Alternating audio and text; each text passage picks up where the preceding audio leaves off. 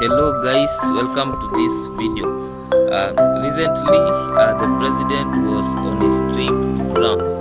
Now Ruto made a very big error in the highest tower that he visited.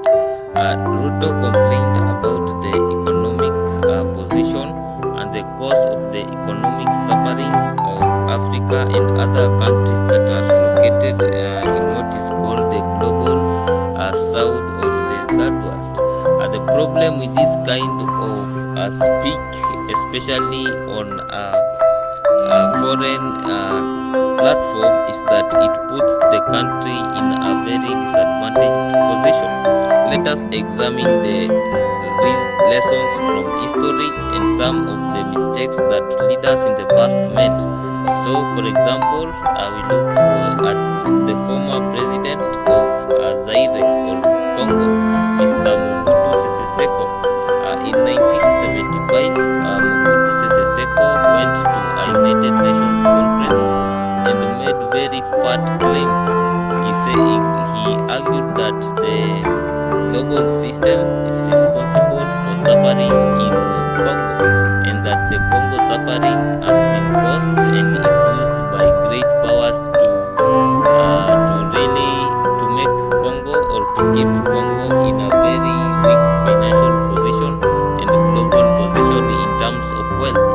So from that time onwards, that was from 1975 to the present day, Congo's economic fortune really turned and it became very bad country because now the little help that Congo was receiving from the West was shattered and the country went into oblivion. And that was also the end of Mobutu's good days, because Mobutu Sese Seko had to retire in a very dishonorable way. The same thing happened to the former president of Libya, Bwana Gaddafi. Gaddafi saw that the global system is unfair and that the global system is responsible for the continuous and also the sustained application of problems to Africa. So Gaddafi also suffered the same fate. He found himself ending in prison because of these causes. So Mr. Ruto should be careful about making such claims, because once you make such claims, you antagonize or make other nations enemy with you. So it is very wise for presidents to be civilized in a way that you do not have to say what you are going to do, but you have to do what you want to do, because when you start talking, people know your intention, and of course people with very bad, very negative inclination will find a way to defeat your purpose.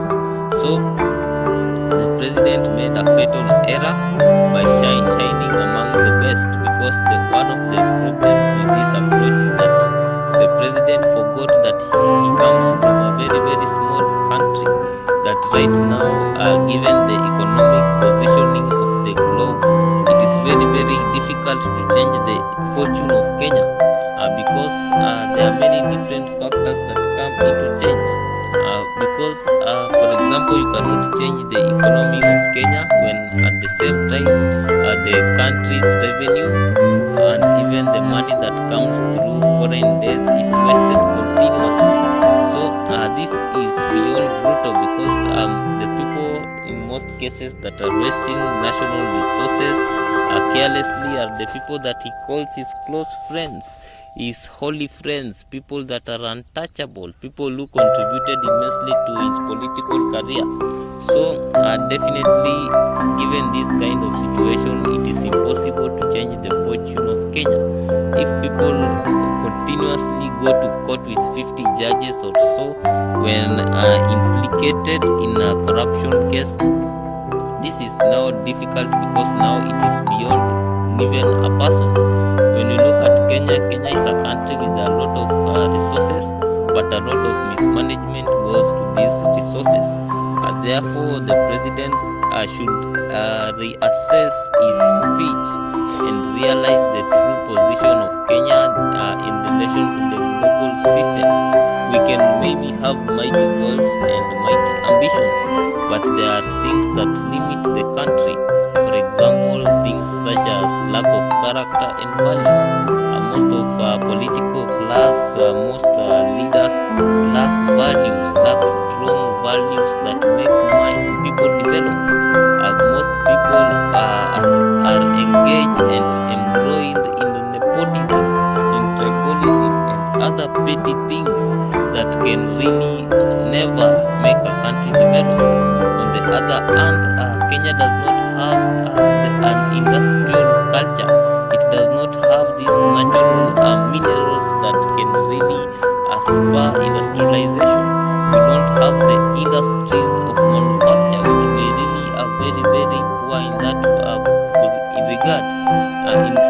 In addition, there are very, very difficult quotas and market limitations that limit a country like Kenya's ability to grow.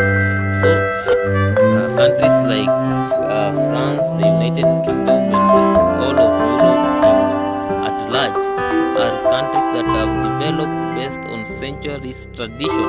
They did not just start developing yesterday. So challenging them right now is really immature and shows lack of economic understanding and political expediency. Right now, what makes sense is to really learn from what people from these countries and really put on better policies. But all and said and done, better policies can be there, but we have bogus people without character leading the country. When we have people without character leading the country, it does not matter how good the policies are. We can have 1,000 pages of anti-corruption laws, and the same people that are writing these laws are embroiled in corruption cases and scandals. So this is really impossible to really have such development in Africa, because if you look at it very, very well, the country has a lot of resources. There are many resources. There is land, there is rain, there is very good climate, very many better good things. But the problem is the same. People at the top want to eat fast. They are trapped in the problem that Charles Onsby called the fruits of Uhuru. Everyone wants to get the fruits of independence. What I'm trying to say is that everyone gets to office, they want to get as much as possible, exploit as much as possible to the last penny when they are serving in public offices.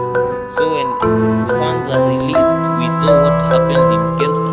People without character, they really don't even care about the Kenyans that they are serving. These are the kind of people we are talking about.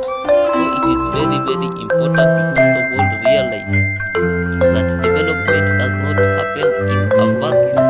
There is always and will always be a human element. So Mr. Ruto may be upright in character, yes, but if he is surrounded by people who continually siphon public resources, people who continually do evil in their offices and they are full of scandals, this country can never prosper. And also, if Ruto keeps overtaxing, the revenue will yield nothing, because these are the natural laws. If you don't understand how to run these things from a very proper and rational way, it becomes impossible. Sometimes they say that books are there and book knowledge is there to guide the way someone is behaving and handling the world. So sometimes we do not have to really rely on cause and effect. For example, talking about raising taxation to change the economic fortune of a country can be apparent nonsense, because there are many interlinked things. There are many interlinked variables here. For example, if you raise the rental tax, you say landlords are paying taxes. What happens is that the next thing, the landlord will raise rent. And what happens when the rent is raised?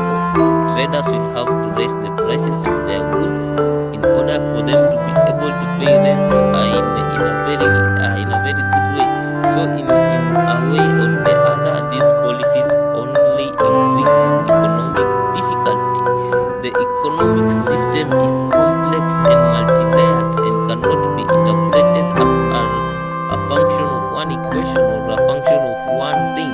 So I think Mr. Ruto should really see what is happening in the country, use his own eyes and ears, because economists are simply sophisticated encounters. They can see nothing more than figures. There is a reality beyond the numbers that appear. There is always the human element and the reality, and as long as the country cannot see that, or the president cannot see that, development will continue to be written in dreams. They will never come true. In fact, it will remain a pipe dream, because the reality on the ground is not what really most of these leaders are working with. Thank you for watching this video. Like, share and subscribe.